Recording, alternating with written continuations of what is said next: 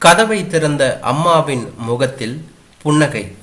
அது இன்ப அதிர்ச்சியா, ஆச்சரியமா என முருகேசனால் அனுமானிக்க முடியவில்லை என்றுதான் சொல்ல வேண்டும். அவள் கண்கள் அவனுக்கு பின்னால் யாரையோ தேடின என்றுதான் சொல்ல வேண்டும்.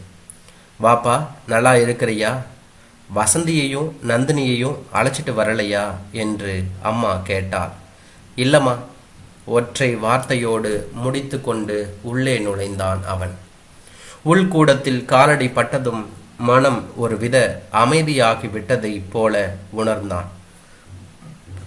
25 ஆண்டு காலம் அவன் தவழ்ந்து நடந்து ஓடி விளையாடி வளர்ந்த வீடு. ஆங்காங்கே உதிர்ந்த காரை சுவடுகள், ஓரத்தில் கயிற்று கட்டில், சமையல் கூடத்தில் பாத்திரங்கள் அடுக்கி இருக்கும் நேர்த்தி, கம்பீரமாக நிற்கும் மர மேஜை, அதன் மேல் அமர்ந்திருக்கும் பெரிய வானொலி பட்டி எல்லாம் அப்படியே தான் இருந்த இடத்தில் இருக்கின்றன. சுவரில் புகைப்பிடித்து கருத்திருந்த அப்பாவின் படம் ஊதுபத்தி வாசனையை தந்து கொண்டிருந்தது. அம்மா சாப்பிடுகிறாளோ இல்லையோ, தினம் சாயங்காலத்தில் படத்தை பார்த்து வணங்கி திருநீரை இட்டுக்கொள்வது தவறாது என்று தான் சொல்ல வேண்டும். இப்போது ஏனோ தாயை ஏறிட்டு பார்க்கும் துணிச்சல் வரவில்லை. அடுப்பை பற்ற வைத்தவள் எதையோ நினைத்து கொண்டவள் போல, இரு தம்பி, காஃபி பொடி இல்லை, பக்கத்து வீட்டில் வாங்கிட்டு வந்துடுறேன் என்று என்னிடம் சொல்லிவிட்டு ஓடினாள் என்று தான் சொல்ல வேண்டும். சொந்த வீட்டிலேயே விருந்தாளியாக ஓர் அந்நியனாக உட்கார்ந்திருக்கும் மனநிலையில் முருகேசன் இருந்தான் என்றுதான் எடுத்துக்கொள்ள வேண்டும். தான் வந்திருக்கும் காரணத்தை சொன்னால் அம்மா தாங்கிக் கொள்வாளா என்ற யோசனை அவனுள் ஓடியது. தைரியமாக அவள் முகத்தை நேருக்கு நேர் பார்க்க முடியாமல் தவித்தான், குழம்பினான் என்றுதான் சொல்ல வேண்டும். வந்தவள் மறுபடியும் ஓடினாள். ஏன் ஓடினாள் என்று தெரியவில்லை. பொறு முருகேசா, சொசைட்டியில் பால் லாரி போயிருக்காது, பால் வாங்கிட்டு வந்துடுறேன் என்று என்னிடம் சொல்லிவிட்டு ஓடினாள். முதுமைதான், ஆனாலும் மகன் வருகை அவளை இளமையாக்கி இருந்தது. மீண்டும் ஓடினாள். அம்மாவின் அன்புக்கு ஈடையது என ஞானிகளும் கூட தத்துவம் உதிர்க்கும் மண் இது. கொடூரமான காதலிக்காக தாயை கொன்று அவளின் இதயத்தை எடுத்துச் சென்ற மகன் கால் தடிக்கு விழ பார்த்து போப்பா என்று சொன்ன கதை கூட அவனது நினைவுக்கு வந்தது. வயிற்றில் இருந்தபோது உதைத்தது என்று வளர்த்த பின்னும் புறக்கணிப்பால் உதைக்கின்றோமே, இந்த வழிகளை மனதிற்குள் தாங்கிக் கொண்டு எப்படி சிரிக்கிறாள் என மனதுக்குள் குமைந்தான். முருகேசன் நினைவுகளின் வழியே ஓடி சிறுவனானான். 4 வயதில் அவன் தந்தை இறந்துவிட வீட்டில் கிடத்தி வைத்திருந்த போது அவன் சட்டை நனையும் அளவு இறுக்கி பிடித்து கொண்டு அழுது புரண்டதை நினைக்கும் போது இப்போதும் உடல் பதறுகிறது. குடும்பம் மேடேற தொழிலையும் தேர்ந்தெடுத்து கொண்டான். மாலை நேரமெல்லாம் வியர்க்க விறுவிறுக்க மாவு அரைத்து மறுநாள் காலை இட்லி சுட்டு விற்க கிளம்பும் முன்பு முதல் போனி அவனுக்கு தான் என்று சொல்ல வேண்டும்.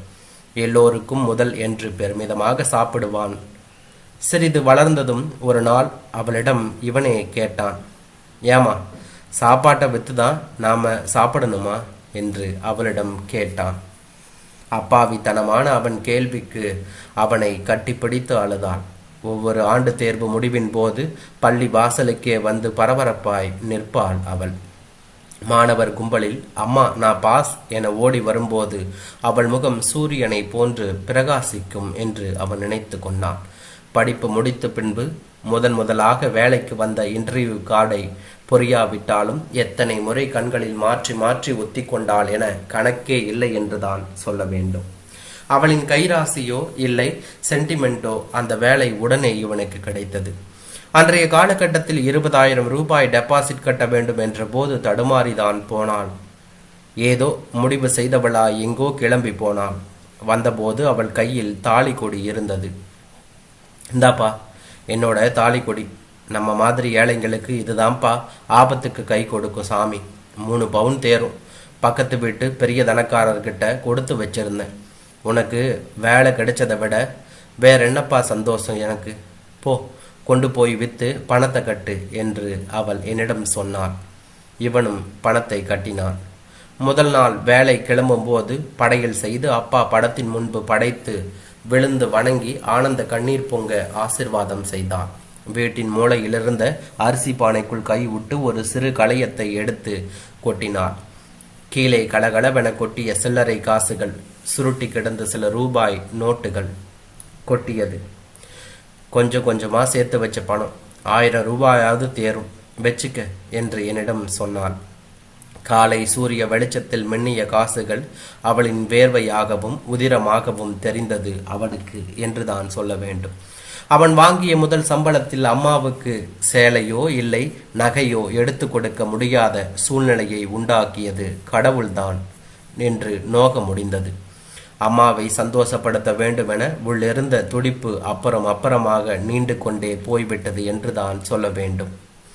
அதுவும் வசந்தி வரும் வரைதான். அப்படியே காற்றடித்த கப்பலாய் திசை மாறி போய்விட்டது. அம்மாவிடம் அவளும் அன்பாக தான் இருந்தாள். நந்தினி பிறந்து அவளும் அம்மாவாகி போன பின்புதான் அந்த அன்பு திசை மாறி தோணியது என்று கொள்ள வேண்டும்.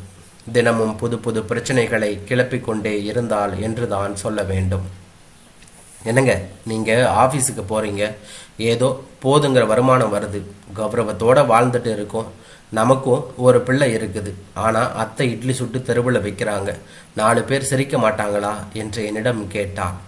நான் நடுவராக இருந்து அவளிடம் இந்த பேச்சை கொண்டு போய் கேட்டதற்கு அம்மா கை கொட்டி சிரித்தாள். தொழிலில் என்னடா கௌரவம், அவங்க கைக்கு தகுந்த வேலை, எனக்கு ஏற்ற வேலையா இது இருக்கக்கூடாதா? அப்பா இறந்த பின்னாடி நம்ம இந்த அளவுக்கு உசத்தியது இந்த தொழில் தான்னு நினச்சி பார்த்தியா? ஏதோ என்னோட கையும் காலும் நல்லா இருக்கிற வரை செய்ய ஆசைப்படுறேன், தடுக்காத என்று சொன்னாள். வசந்தி பிடிவாதக்காரி, எதையும் அடம் பிடித்து சாதித்து விடுவாள். தனி குடித்தனம் போக வேண்டுமென நச்சரித்தாள். அம்மா, இந்த வீடு ரொம்ப சிறுசாக இருக்குது, இங்கேருந்து டவுன் ஆஃபீஸ்க்கு போயிட்டு வர்றதில் ஒரே அலைச்சல் அசதி, அதனால் வசந்தி அங்கேயே வீடு பார்த்து தனியாக போயிடலாம் அப்படிங்கிறா. அவள் ஆசையா? முடிவை முடிக்காமல் கேள்வி வாக்கியமாக பக்குவமாக அவளிடம் சொன்னபோது அனுபவம் கீறிய அந்த முகத்தில் ஏற்பட்ட ஏமாற்ற சாயல் ஒரு வினாடிதான். சிறிதும் கலக்கமில்லாது ஆசிர்வதித்தான். எங்கிருந்தாலும் சண்டை சச்சரவு இல்லாமல் நீங்கள் சந்தோஷமாக இருந்தால் போதும்டா, அந்த பொண்ணை கண்கலங்காமல் வச்சுக்க, உன்னைய நம்பி வந்த பொண்ணு என்று ஒரு வார்த்தை மட்டும்தான் என்னிடம் சொன்னாள். அவள் வாக்கை இந்த 5 வருஷமாக காப்பாற்றி இருக்கிறேன். ஆனால் நேற்று நடந்த சம்பவம் நெஞ்சில் முள்ளாய் கீறியது என்று தான் சொல்ல வேண்டும். அலுவலகம் முடிந்து வந்த களைப்பில் அயற்சியாய் சாய்ந்தவனை வசந்தி உழுப்பினாள் திடீரென. என்னங்க, நம்ம குடியிருக்கிற வீட்டு ஓனர் மதியானம் வந்துட்டு போனார். அவர் பொண்ணு கல்யாண செலவுக்கு இந்த வீட்டை விற்க போறாராம். தகவல் சொல்ல வந்தார். ஏங்க, நாம ஒன்று செய்தா என்ன? குலைந்தாள் என்னிடம் வசந்தி. சொன்னாதானே தெரியும் என்று இவனும் சொன்னான். பேசாம நாமளே இந்த வீட்டை வாங்கிட்டா என்னங்க? வேற யாராச்சும் வாங்கி நம்மளை வீட்டை காலி செய்ய சொல்றதுக்குள்ள நம்ம முந்திக்கலாமே என்று அவளும் என்னிடம் சொன்னாள். பேச்சுக்கு சரியாக இருக்கலாம் வசந்தி, ஆனால் பிஎஃப் லோன் போட்டாலும் இந்த வீட்டோட மதிப்பு பாதி வர்றதே சந்தேகம்தான். அதுக்கும் ஒரு வழி இருக்குங்க. பேசாம உங்க அம்மா இருக்கிற பழைய வீட்டை வித்துடலாமே, இந்த இடமும் வீடும் இதுல பாதிக்கு மேல தேருமே என்று அவளும் சொன்னாள். என்ன உளர்ற? அம்மா நிச்சயம் ஒத்துக்க மாட்டாங்க. அந்த வீட்டில் அப்பாவோட நினைவுகளோடு வாழ்ந்துக்கிட்டு இருக்காங்க. அதில் தான் ஒரு நிம்மதி சந்தோஷம் அவங்களுக்கு. அதை போய் எப்படி கொடுக்கறது என்று இவனும் கேட்டான். வசந்தி சீறினாள். அவள் யோசனையை தட்டி கழித்த ஆத்திரம் பீறிட்டது. அப்படி பந்தபாசம் பார்க்குறவர் கல்யாணமே செய்துக்காம உங்கள் அம்மா கூடவே இருக்க வேண்டியது தானே? என்னை ஏன் கல்யாணம் செய்தீங்க? உங்களுக்கு எதுக்கு பொண்டாட்டி, எதுக்கு பிள்ளை? பாசமா, நினைவா? நல்ல அம்மா நல்ல மகன் என்று சொன்னான். தாயை பழித்த வார்த்தைகளை கேட்டது எங்கிருந்துதான் அவனுக்கு ஆவேசம் வந்ததோ, பலார் என அவள் கன்னத்தில் அரைந்தான் என்று தான் சொல்ல வேண்டும். வசந்தி திக்பிரமையோடு நின்றுவிட்டு பின்பு அழுதுவிட்டு எதுவும் பேசாமல் நந்தினியை கூட்டிக் கொண்டு பிறந்த வீட்டிற்கு சென்று விட்டாள் உடனேயாக. மறுநாள் அலுவலகத்தில் வேலையே செய்ய இயலாமல் யோசனையை செய்ததில் வசந்தி சொன்னதும் சரியாக தான் பட்டது. நமக்காக இல்லாவிட்டாலும் நந்தினியின் எதிர்காலத்திற்காவது சொந்த வீடு தேவை என்று இவன் மனதிற்குள் ஓடியது. அம்மா நிச்சயம் புரிந்து கொள்வாள். அம்மாவிடம் பேசி சம்மதிக்க வைத்த பின்பு வசந்தியிடம் சொல்லி ஆனந்தப்பட வைக்க வேண்டும். தீர்மானத்தோடு ஊருக்கு புறப்பட்டு வந்து விட்டான் என்று தான் சொல்ல வேண்டும். மேல் மூச்சு கீழ் மூச்சு வாங்க ஆயாசமாக வந்தவள் அடுப்பின் முன் முக்காலியில் அமர்ந்தாள். இப்பவெல்லாம் ரொம்ப நடக்க முடியறதில்ல முருகேசா, இழப்பு வாங்குது. அப்பப்ப நெஞ்சில வாய்வு வலி வேற, மூச்சு விட முடியாம வதைக்குது. என்ன செய்யறதுனே தெரியல என்று புலம்பிக் கொண்டிருந்தாள். நெஞ்சை பிடித்து கொண்டான். அவனுக்கு சுருக்கு என்று இருந்தது என்று தான் சொல்ல வேண்டும். என்ன சொல்லுகிறாள் இவள் என்று தோன்றியது. மகனிருந்தும் தன்னை கவனிக்க முடியாத இயலாமையை குத்தி காட்டுகிறாளா, இல்லை உண்மையாக தான் சொல்கிறாளா? தன்னை நொந்து கொண்டாலும் சமாதானப்படுத்தினான் அவன். உன்னைய யார் இப்படி அலைய சொன்னது? பேசாம வீட்டிலேயே இருந்திருக்க வேண்டியது தானே. பணம் வேணும்னா நான் அனுப்புறேன், இல்லைனா என் கூட வந்துவிட வேண்டியது தானே என்று அவனும் சொன்னான். நகரத்து பட்ஜெட் என்றுமே பற்றாக்குறைதான். அப்படி என்றாலும் வசந்திக்கு தெரியாமல் சிறிதளவு கூட பணம் அனுப்ப முடியாதுதான் என்றும் அவனுக்குள் தோன்றியது. அவள் எதுவுமே பேசவில்லை. கண்களை துடைத்து கொண்டாள். பழையதை நினைத்து கொள்கிறாளோ என்று இவனுக்கு தோன்றியது. காஃபியை நீட்டும் போது மறுபடியும் ஆவலுடன் கேட்டாள் அவள். முருகேசா, மருமகளையும் பேத்தியும் கூட்டி வந்திருந்தா கண்ணு குளிர பார்த்திருப்பேனடா. அவங்கள பார்க்க மனசு தவிக்குது என்று என்னிடம் சொன்னாள். அவள் முகத்தை பார்த்துவிட்டு ஏனோ பொய் பேச எனக்கு வாய் வரவில்லை. அம்மா, சிறுசா பணப்பிரச்சனை. நேற்று ராத்திரி எங்களுக்குள்ள சண்டை. அவளை அடிச்சிட்டேன். கோவிச்சுக்கிட்டு பிறந்த வீட்டுக்கு போயிட்டா என்று இவன் சொன்னான். அவள் முகத்தில் அதிர்ச்சி அலைகளோடு கவலை ரேகையும் ஓடியது. எதற்கும் அயராதவள் இப்போது நிலை குலைந்து போனதாக அவனுக்கு தோன்றியது. ஏப்பா, என்னதான் புருஷன் பொஞ்சாதி சண்டையானாலும் கட்டினவளை கை நீட்டியா அடிக்கிறது? அவன் மனசு என்ன பாடுபட்டு இருக்கும். நாளைக்கே போய் அவளை சமாதானம் செய்து இங்க கூட்டிட்டு வா என்று சொன்னாள். உரிமையோடு உத்தரவிட்டாள். மூளை கடைசியில் கீழே கவழ்ந்திருந்த மண்பானைக்குள் கையை விட்டாள்.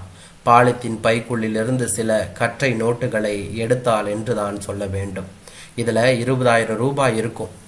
இட்லி வியாபாரத்தில் கொஞ்சம் கொஞ்சமாக சேர்த்து வச்சிருக்கேன். தனி கட்டைக்கு என்னடா செலவு? ஏதாச்சும் பணம் தேவைன்னா என்கிட்ட வா. இதுக்காக குடும்பத்தில் சண்டை போட்டுக்காதீங்க என்று பாசமாக சொன்னாள். நீட்டிய தாயை கண் இமைக்காமல் பார்த்தான் முருகேசன்.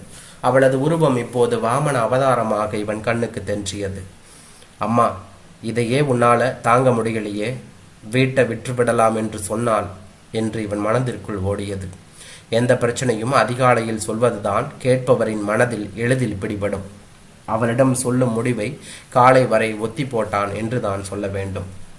இரவு சாப்பாடு அவ்வளவு மனமாக இருந்தது. ரசித்து சாப்பிட்டான். அவள் கைகளுக்கு மட்டும் என்ன தடவி கொண்டு சமையல் செய்வாள் என்று இவன் மனதிற்குள் தோன்றியது. படுப்பதற்கு முன்பு தலைமுடியை பார்த்து கோபித்து கொண்டாள் அம்மா. தலையை இப்படியா பரட்டையா போடுறது? கண்ணுக்கு என்ன ஆகும் என்று சொல்லிவிட்டு தலை, கை, கால் என எண்ணெய் தேய்த்து அரைக்கி விட்டாள் என்று தான் சொல்ல வேண்டும். இரவு தூக்கம் வராமல் வெகு நேரம் புரண்டான் முருகேசன். அவன் சட்டை பையில் இருந்த பணம் அவனை நெருஞ்சி முள்ளாய் குத்துவது போல அவன் கண்ணுக்கு தோன்றியது. திரும்பி திரும்பி படுத்தான். தனக்காக இருந்த போர்வையையும் அவன் மேல் போர்த்திவிட்டு கீழே குளிரில் சேலையை இழுத்து போர்த்தி குறுக்கி படுத்திருந்தாள் அவள். அவன் நெஞ்சம் கசிந்தது என்று தான் சொல்ல வேண்டும். மனிதனுக்கு சேவை செய்ய கடவுளே ஒவ்வொரு தாய் வடிவத்திலும் அவதாரம் எடுத்து வருகிறாரா? ஆனால் இந்த தாய்ப்பாச சங்கிலி புதிதாய் தோன்றும் திருமண பந்தம் என்றும் நீர்பட்டு, முரண்பாடு என்னும் வெயில் பட்டு, கவனிக்காத காற்றுப்பட்டு துரு ஏறி போய்விடுகிறதா? அம்மா, இப்போதும் கூட பாச உணர்வாள் என்பதை விட பணத்திற்காக தான் உங்களை தேடி வந்திருக்கிறேன். இந்த வீட்டை விற்கலாம் என்று சொன்னால் என்ன செய்வாய் என்று இவன் மனதிற்குள் ஓடியது. டேய், உன்னோட அப்பா வாழ்ந்த வீடு, கடைசி வரைக்கும் அவரோட நினைவுல வாழ்ந்துட்டு போறேன், கெடுத்துடாதடா என்று மறுப்பாளா இல்லை கெஞ்சுவாளா என்று இவன் மனதிற்குள் தோன்றியது. அதற்கு நடைமுறையை காரணம் காட்டி எப்படியாவது புரிய வைக்க வேண்டும். அலை பாய்ந்த மனதின் சிந்தனை ஓட்டத்தோடு தூங்கியும் போனான். ஜன்னல் வழியே நனைந்த கதிரின் ஒளியில் விழித்தான். எப்பொழுதுமே அதிகாலையிலேயே எழுந்துவிடும் அம்மா இன்றும் எழாமல் படுத்திருக்க ஆச்சரியத்துடன் நெருங்கினான் அவளை. அம்மா, எழுந்துறீங்க, விடிஞ்சிருச்சு என்று சத்தமாக சொன்னான். உலுக்கினான். அவள் எழவே இல்லை. எந்த சலனமும் இல்லாமல் அவள் தலை சாய்ந்தது. ஒரு நொடிக்கும் குறைவான நேரத்தில் அவனுக்கு எல்லாமே புரிந்து போனது என்று தான் சொல்ல வேண்டும். அம்மா, நான் பேசுறதுக்கு முன்னாடி நீ பேசாம பேசி போயிட்டியேம்மா. அம்மா அம்மா என்று அவன் அலறலில் தெருவே ஓடி வந்தது. கிட்டித்து போயிருந்த அவளது பற்களின் இடுக்கு வழியே ஒரு மந்தகாச புன்னகை என்றான்.